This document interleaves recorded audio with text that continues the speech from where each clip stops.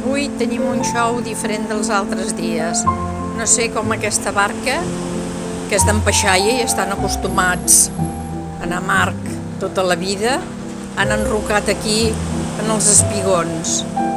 Doncs perquè el temporal no s'endugui la barca, ha hagut de venir una grua i la treu. Bueno, mira, també té la seva gràcia, no? Veure que aquesta barca ha de sortir per aquí al passeig. Ai, Déu meu. Bueno, ja us aniré informant.